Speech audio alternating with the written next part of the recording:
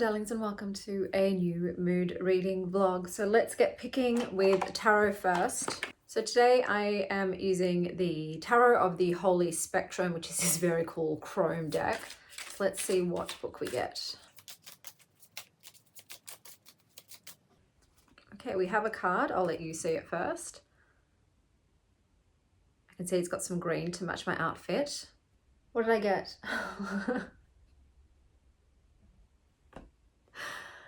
Oh man, I got the Nine of Wands. I got the Nine of Wands. I'm pretty sure they're the ones. Okay, let's see what the prompt is for that. I will say it's very apt to how I'm currently feeling. It is very much reflective of my current energy state. Okay, so the Nine of Wands is a book that's on display at my library. So I will have to go to the library for that one, and I'm just going to have to pick something that's on display. I might go to one of the bigger libraries because more choices, and that's what we want. So this is yet to be determined. And now we've got the jar. So I still need to add all the other Recs I've been getting in here. I've been too tired to do it. I have to set aside some time. Every time I go on vacation, someone dies by Catherine Mack, and I saw this on Shani and Books, who I love. Okay, so that is one of the books that I'll be reading for this mood reading vlog, and I think I may as well just see what's coming at the library and choose something from there. There's nothing else. Let me have a quick look at my want to read in case there is something that I do definitely want to pick up. Oh, there is a horror that I've been meaning to get around to called Our Winter Monster. So I'll put that on the TBR too for this week. But I'm going out this evening. I think I am. We'll see if that happened to the NGB to take my kids to see the Yayoi exhibit. It's on its last day and we're going tonight. So I will see you guys once I've read something. Good morning, guys. I'm sorry if you can still hear some construction noise. They have slightly toned it down a bit, so I'm hoping to film now because yeah, by the time they finish up for the day, it's dark and my kids are home and it's too hard to film. So I'm going with it. Yeah, we had the NGV yesterday. Inti did not like it at all.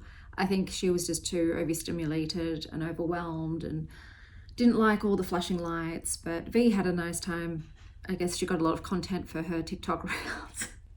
So it was worth it for her. But yes, I'm feeling worse for wear. Normally I put some kind of effort in with my appearance when I go out because I do have to go out and run errands today. You'll see my outfit of the day that I'm just, no. It's like I did good just by putting on a top that's not a hoodie, but I cannot be bothered. This would have been much cuter with like some denim jeans and some sneakers, but we're doing tracksuit pants and Jesus sandals with socks. I just don't have it in me. I'm just waiting for the truck to drive past. Okay, so it's gone back to being loud. I was hoping they would break for lunch. So I did read Our Winter Monster by Dennis A. Mahoney. I'm going to try the lounge room. It's just too noisy. I may as well take you with me while I change rooms. Indy's still home today because she starts school tomorrow. Indy, darling, could you go in the front room while I film? Yeah. Thanks, babes. And my dad just texted me, what's he saying? Something's filled. One second, I have got a trade on in the market. Oh, it's not good. Not good. It's okay, I'm sure it'll go in the money. It's already gone up 100 points today. Surely it can't pump much further. Okay, as I was saying, I did pick up Our Winter Monster by Dennis A. Mahoney. So this was about a couple that gets stuck in a snowstorm and there's a monster picking people off. I just didn't vibe with the writing style or the dialogue. It felt very basic and was taking a really long time to kick off, and I just wasn't invested in the characters. And as you might have remembered, I am being very harsh with my mood reading books. These books, they have to serve something tasty. It's probably a fine book, but once again, I'm not looking for fine, I'm looking for fantastic. So yeah, I decided to let this one go. The same as Paradise Logic by Sophie Camp. So this I did see on Nathan Nook's channel, and the cover caught my attention. It looked bizarro, which is something I do enjoy. I like being surprised and to read books that aren't the usual. So in this one, it was about a woman who lives in paradise and wants to be, her name is Reality, and she wants to be the world's best girlfriend. It has an absolutely absurd style. You can tell by the cover that it's ripping on the Adam and Eve shtick. This is something, and I'm going to put my hair up. That's better. I'm just in a very don't want to be fussing mood. I think you have to be in the right mood for this. The opening chapter, yeah, it's got a interesting writing style. The character though is basically in a situation where she's just a cup bucket for a douchebag, and she has no agency. And yeah, you have that scene, sexual, on page, and it ends with him becoming a Mr. Fire Hose, which is an interesting way to phrase a man finishing. It definitely brought something to mind. It also used repetition. So the author would repeat either a word or phrase 3 times. So yeah, look, I think maybe in a different mood, I would be into this, but I was like, yeah, no, this is requiring, I'm not feeling it. And like I said, this might be a softie enough. This might be something I do revisit in the future if other people rave about it. I think Nathan's thought it was okay. It was decent. It was fun. But yeah, like I said, I'm looking for really 4-star and above books. I want memorable, immersive, just want to sit and read, not put them down books. But I would say read this if you like anime girl pillows and wacky, sexy, quirky stuff. I am also currently listening to On the Calculation of Volume by Solveig Belli. This was nominated for some kind of prize. I want to say International Booker Prize, perhaps. And this is about a time loop. I normally love the concept of repeating days. For instance, Groundhog Day and Run Lola Run, some of my favorite movies. I really do get into the idea of being in a time loop. This one is quite internalized and repetitive. And I'm like, you're thinking, Chanel, time loop, it's over and over and over again. Yes, but it can be done in an interesting way, whereas this one is rather dull. And I think that's to do a lot with the character herself being quite boring. So we've got a lady, and I think it's November 18th over and over again, and she's got quite a supportive husband. So she does tell her husband, I'm in a time loop, and he immediately believes her and supports her as best he can.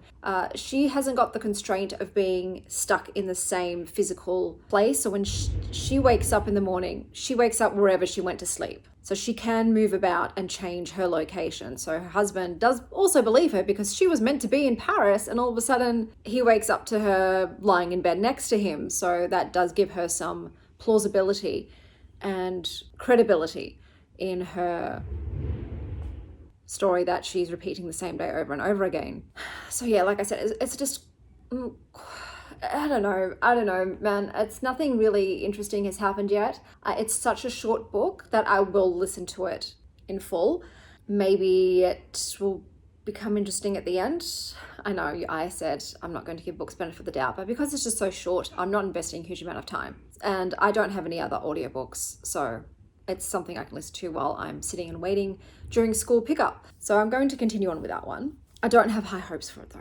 And I did read a book in full, so I read As Good as New by Charlie Jane Anders. This book, I think it was a Three's Company style book, and my year of rest and relaxation, but post-apocalyptic style. So you have the main character, Marisol, and she is a pre-med student, former playwright, who likes to relax in her bunker, eating leftovers and watching reruns. And while she's doing this, the world outside ends, but she's kept safe and sound in her little bunker. Once she decides to pop her head out, she sees the absolute destruction, figures there's been some kind of apocalyptic event, tries to deduce maybe what went on, and then she stumbles across a bottle. And when she pops the cork on the bottle, out comes a genie. I'm sorry, I should say wish facilitator who used to be a theatre critic for the New York Times in 1958. And she's left pondering about the state of the world, about the power of a wish, and about the wisdom and mistakes of those who came before her. And whilst she is contemplating how to do better than her predecessors, she also decides, you know what, this is a great time to dedicate to creating what sparks joy. This is definitely a book for the theatre geeks.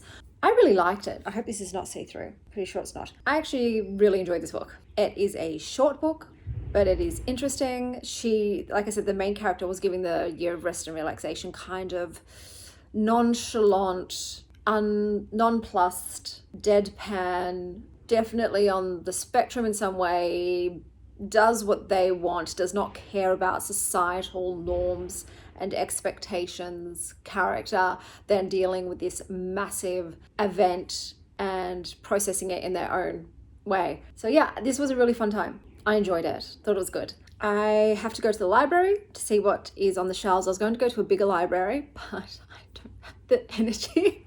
I'm cooked from yesterday, man. I am so run down and burnt out from all of the socializing and events that I have been partaking in.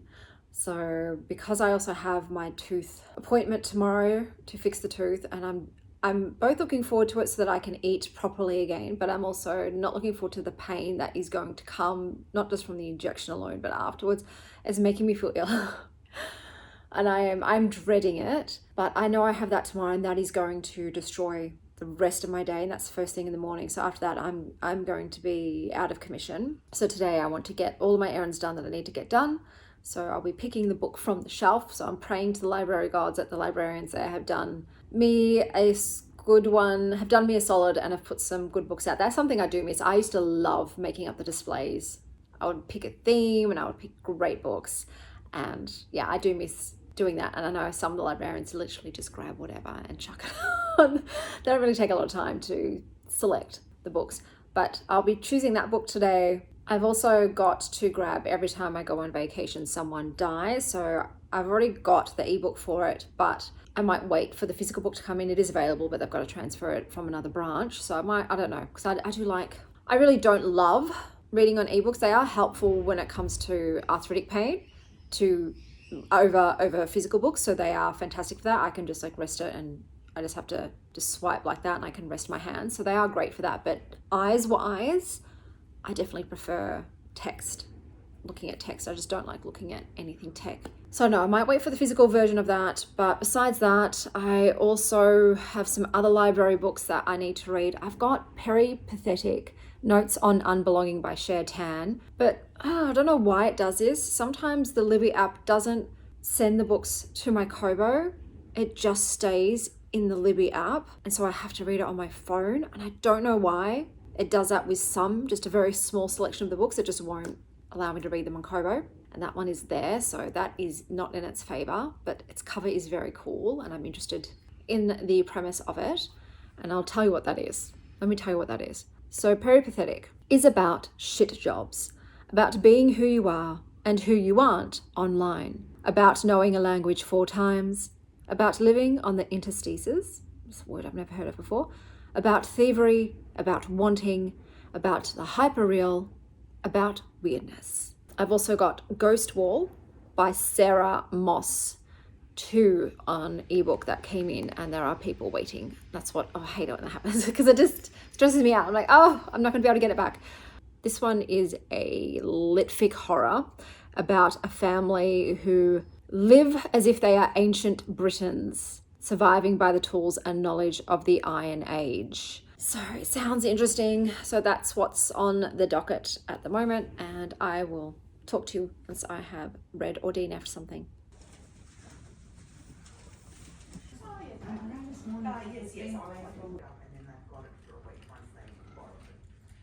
Okay, we're back. Let me show you what I got from the library. So for my pick a book from the display, I chose Patricia Wants to Cuddle by Samantha Allen. I do not like this cover of it. I didn't even recognize it until I read the title, but that is my choice. I also picked up I Am Made of Death by Kelly Andrew. What's this one? Oh, Hidden Libraries, the most unusual book depositories by DC Helmuth and Nancy Pearl. And my last choice, which with, once again, a cover I don't like. I much prefer the alternative. This is Disappoint Me by Nicola Dinnan. So those books will be mentioned at some point. I'm going to have some lunch. My lovely friend, gave me some homemade Persian food yesterday, and I'm looking forward to heating that up and eating it. Yum, yum, yum. Homemade food you didn't cook yourself is the best. Today's crochet bag. Thank my ex for getting rid of my leaves. Thanks, man. Good morning, my darlings. So I've got a lot of books to tell you about because I spent the majority of my time reading yesterday. So I did finish listening to On the Calculation of Volume by Solveig Belly. And yeah, even though it was a short book, probably should have DNF'd it.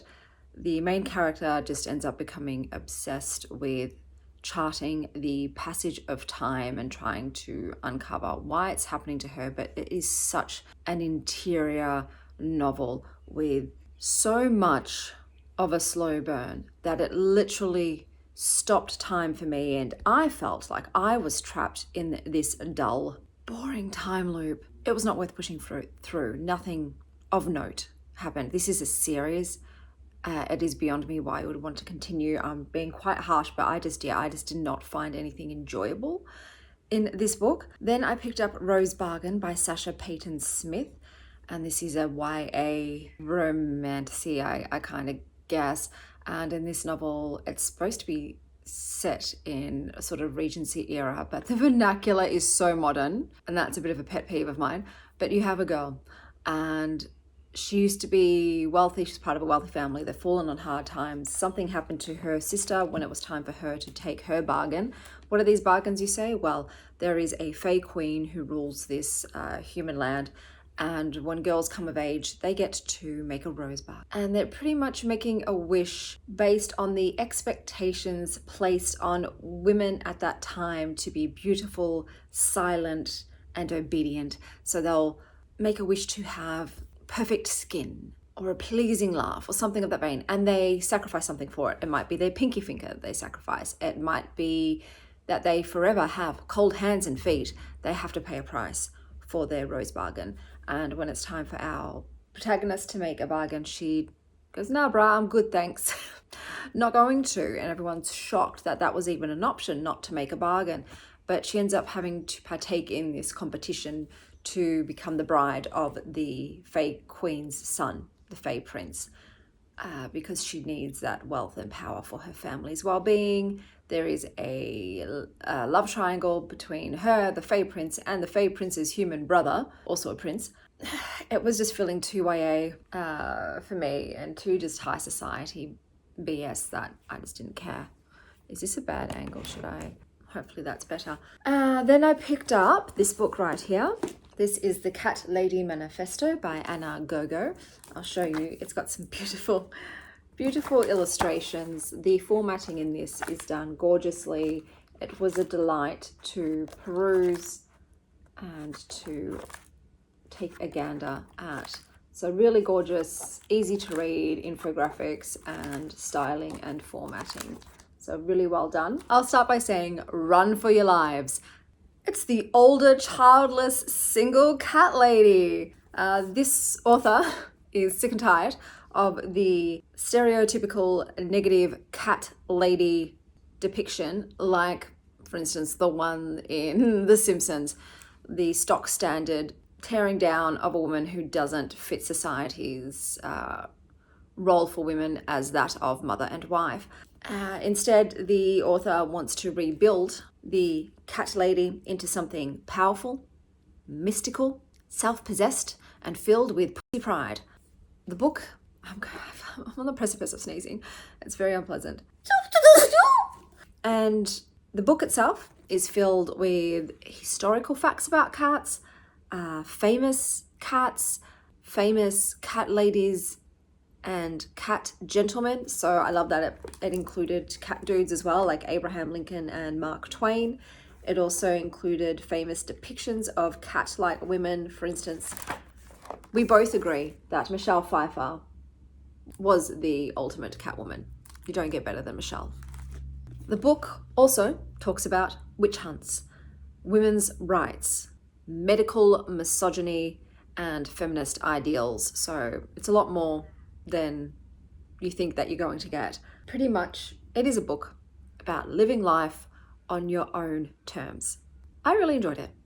I found it really entertaining. It was varied in its content, and I am a cat lady. So I am not childless, but I am single, older, and in possession of 3 pussies. So I fit the the reader demographic. Then I did pick up Ghost Wall by Sarah Moss, and I don't really have much to tell you about it because I DNF'd this rapidly. It has no punctuation, and I am not in the mood to try and decipher what is dialogue within walls of text. I haven't got energy for that, man. Ain't nobody got time for that. I don't understand the choice for authors these days not to put any quotation marks. And then on top of that, to have the dialogue buried within a paragraph of non-dialogue goings on. It makes no sense to me. It's very unpleasant, difficult reading experience, and I'm not willing to put that much work in. So yes, that was another DNF. And after that, I thought, I need something to perk me up. I need a guaranteed win here. So I picked up Frieren 10. And boy, oh boy, oh boy, there is significant slaughter in this installment. We're once again dealing with the golden demon who is trying to understand what a human conscience is, but is failing to emulate it in any way whatsoever. I don't want to spoil anything about the rest of the plot, but yeah, this was definitely a darker episode, but thoroughly enjoyed it. So yeah, I absolutely love this manga. So not a single tome has been less than 4 stars for me. Fantastic. The next book I'm picking up is Patricia Wants to Cuddle by Samantha Allen. So I have started reading this. By started, I mean I'm on page 10 with my little bookmark. This is Wanderlust. Living, loving, life on the run. Enjoy the ride, baby. I felt like it suited the book. What is it about? So I was quite shocked. It is a mixed media format, which, hey, yay. So here, for instance, you can see some chats on our website there. This is Bachelor-esque. I am not a fan of The Bachelor or those kinds of dating shows. I don't like them. So I was a bit reticent when I saw the main character in this is going on a Bachelor-esque show called The Catch. But they're being taken to an island that is hiding a terrifying secret, and the final elimination event is all too real. So this is supposed to have horror vibes. It is supposed to have a sort of King Kong-like character who's a lesbian, I believe, in it. It's I'm going to continue on because it's got the promise of weird, wacky, and primally horrific. So yes, I want to give it at least 50 pages, and then I'll see how am I feeling. Is it slapping or not? And if I don't finish this, I'll pick something else. But I do want to read one more book for this mood reading vlog. Today I am going to get my tooth fixed. I have a lot of anxiety about it. It's just so much pain, just the needle, and then afterwards when it wears off because they've drilled your tooth and everything else and fucked around in your mouth. Yeah. I just don't want to be in pain, but I'm going to be. So I'm hoping it just works and I can eat again without fear, because yeah, every time I put food in my mouth, I'm terrified of dislodging that temporary, filling on top of the root, the exposed root. So I'll be glad not to have that fear anymore. I know I've previously mentioned that I've been feeling very blah, and it's come across in my vlogs to me anyway. And I sat up last night just trying to think of, trying to troubleshoot what's been going on, this sort of creative funk I'm in. And I think it's because I haven't had a proper creative outlet. Normally I have been designing tarot decks and oracle decks, so doing art collage, and I finally burnt myself out on that. I produced so many decks, but I think I'm missing that itch of a creative outlet. And I wish I could say, filming. I'm not. I have no skill when it comes to setting up artistic shots and doing the lighting. As you can see, I don't know how to create that. I wish I did. I can admire other video editing artistic skill every time. Like, wow, look at the angle they set up on that and the way they cut that together. I can see it. I can't do it. It doesn't translate for me. I might have an idea in my head and then I try to execute it, and it's a very humbling experience because I'm like, no, that's not your forte. So I sat down and I thought, okay, let's look at my channel here that I'm doing. And the way I've set it up, every month we've got these very casual read as you go mood reading vlogs, which fantastic. It just takes the pressure off that I have something that is just very, I'm going to sneeze again. Not yawn. What a plot twist. That's very informal. And, you know, it's very low effort. So yay for that. And then I've got the 3 staple themed segments of my channel, which is the Get Real Weird with It, the It's the Vibe, and short books. So I love those, and they're very reflective of my reading style and tastes and of the literature that I want to promote on this channel. And then I leave 1 slot free for some other kind of themed vlog, whatever I'm in the mood for. And I think I'm going to focus most of my creative energy on that one. I want to play with the format and the structure a bit, in that whatever I decide as a theme, I also want to add pairings with other interests of mine and sort of combine them and to play around a bit more artistically with them in how I showcase the books, and I might script more. Most of these vlogs and my reviews, I will be reading a book and then I'll just go in my notes app on my phone and do a dot point about something to remind myself to talk about it. And then I sort of just ad-lib it, which I don't think has been entirely successful just because of my limited mental capacity thanks to my brain fog. So I'm not being, I can't even think of the word, not just clear, concise, articulate with my reviews, because I'm just relying mostly on my brain in that moment to formulate something witty and entertaining around whatever little note that I've written, because I don't want to sound scripted. And so this is the issue. This is what I'm talking about. I'm grasping for words and then I'll just forget it and move on. And so my reviews are a lot briefer and I guess less ornate than I would hope them to be. I used to write when I went to university for my bachelor degree. One of my extra subjects that you can just, throw away on whatever you want was creative writing. It did destroy my love of creative writing. I think having your work critiqued and also having to do work to get a grade and having it rely on the tastes of that particular teacher is not conducive to furthering your love of writing, let's just say. But yeah, I just wanted to zhuzh up my reviews. I guess that's what I'm trying to say. So I think for those special themed vlogs, I might write actual structured sentences rather than dot points and hope Chanel on the day can whip them up into something good and into something appetizing. So we'll have a go with that. But yes, I'm not an actor. So if it's in editing, it turns out that it's just feeling so much like I'm reading from a teleprompter, I'll can that. But yeah, I thought I would, flex my creative muscle a bit more with that extra themed vlog. And I've already and unfortunately, like, this wave of inspiration hit me while I was lying in bed at 11 hoping to go to sleep. But no, my brain's like, you know what? Let's brainstorm this now. Let's start thinking of all these future vlogs. And that's what happened. I just had all of these ideas, which is fantastic, because sometimes it's a struggle to think of something new and fresh that hasn't been done to death before, which you can't, no shade to that. I've done, what's the word? I want to do a reading from my own TBR, takedown, whatever it is that people do when they're trying to reduce their physical TBR. I want to do one of those since I've actually accrued some books thanks to op shops. That's something everyone does.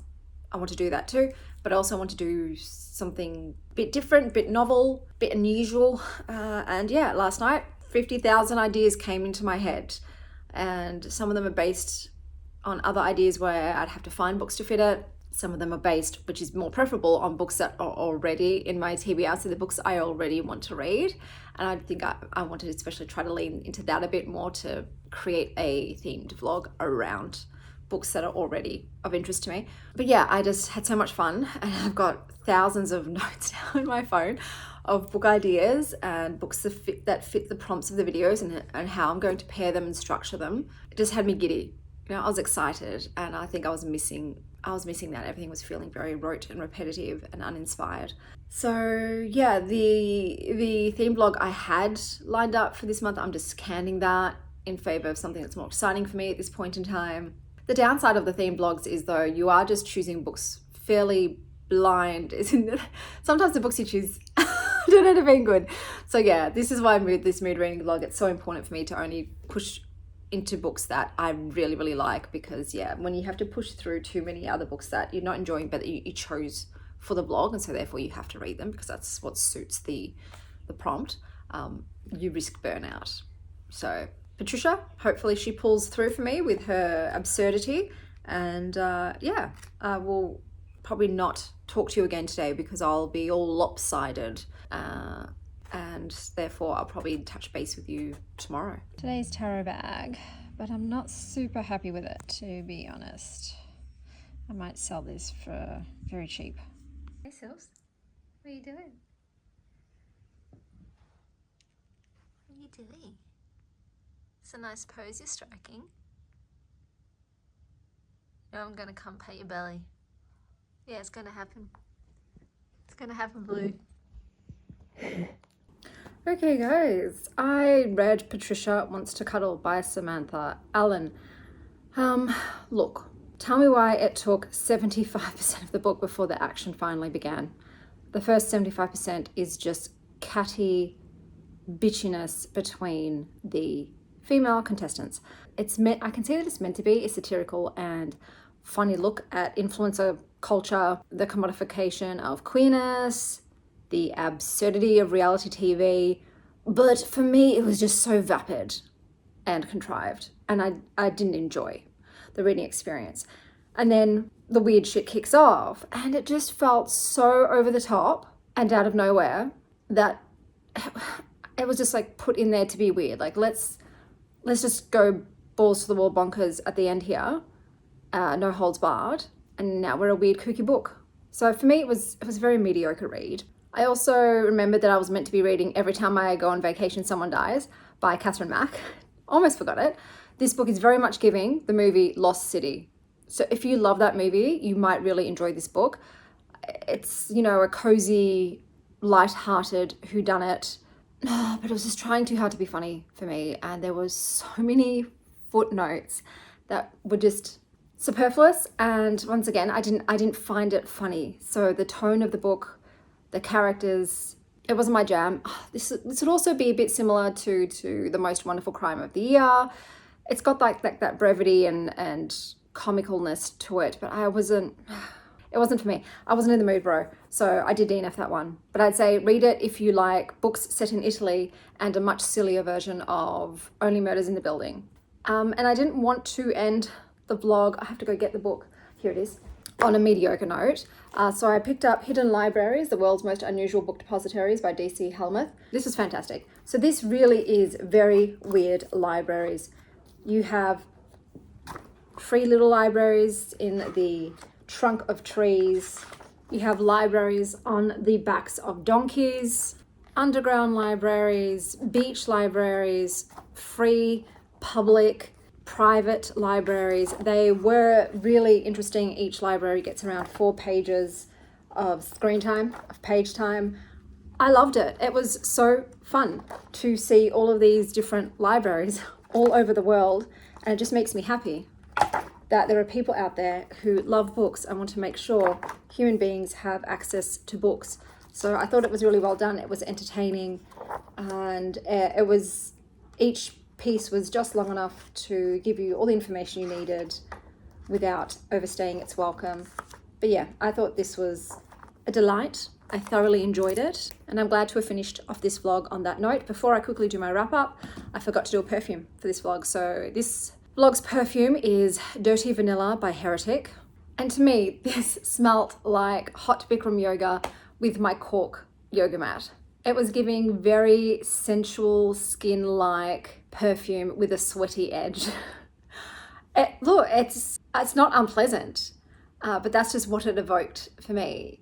So it brought me back. It brought me back. I could not, absolutely not do Bikram yoga with pots now. So those days are far, far behind me, but I do miss using my cork mat, which will probably never see the light of day again because I just do yoga at home, mostly yin. That is my life. But let me wrap up all the books I read in this reading blog. On the Calculation of Volume by Solveig Bally, read this if you like dropping bread, repetition, and having a mood. Patricia Wants to Cuddle by Samantha Allen. Read this if you like dating shows, human jam, and Bigfoot. Cat Lady Manifesto by Anna Gogo. Read this if you like fancy felines and defying the patriarchy. Hidden Libraries by DC Helmuth. Read this if you have a library card and love to see books in bizarre locations. As Good as New by Charlie Jane Anders. Read this if you like binge watching shows whilst stuffing your face with leftovers, fixing things, and you take the good, you take the bad, you take them both, and there you have the facts of life. And my favourite book for this reading vlog was Frieren 10. Read this if you hate onions and feeling guilty. That's my dad and my brother. They've come to unstuff my gutters. I gotta go. Until next time, stay well, Star Child.